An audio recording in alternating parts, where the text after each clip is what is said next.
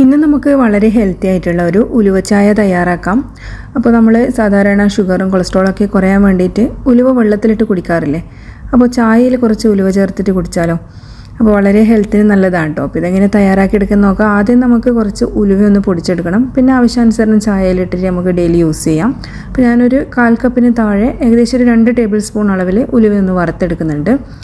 അപ്പോൾ കരിഞ്ഞു പോകാതെ ഒരു ബ്രൗൺ കളറാവുന്ന വരെ വേണം കേട്ടോ വറുത്തെടുക്കാൻ. എന്നിട്ട് നമുക്കിത് ഒന്ന് നല്ലപോലെ പൊടിച്ചിട്ട് സൂക്ഷിച്ച് വെക്കാം.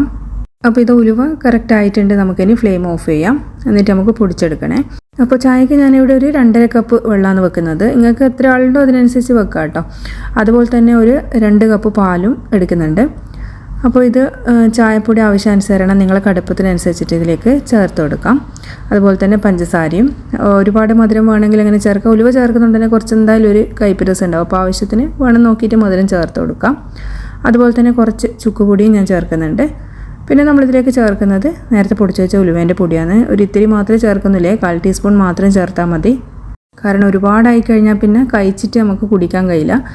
അപ്പോൾ ഇനി സാധാരണ ചായ ഉണ്ടാക്കുന്ന പോലെ തന്നെ നന്നായിട്ട് തിളപ്പിച്ചെടുക്കാം. ചായേൻ്റെ ആ ഒരു കളർ വരുന്നവരെ ഞാൻ നല്ലപോലെ തിളപ്പിച്ചെടുക്കുന്നുണ്ട്. അപ്പോൾ ചായ എന്ന് പറയുമ്പോൾ നമുക്കറിയാമല്ലോ, കുറച്ച് നല്ല കടുപ്പത്തിൽ അത്യാവശ്യം പാലും മധുരമൊക്കെ ആയിട്ട് കുടിക്കാനായിരിക്കുമല്ലോ നല്ല ടേസ്റ്റ്.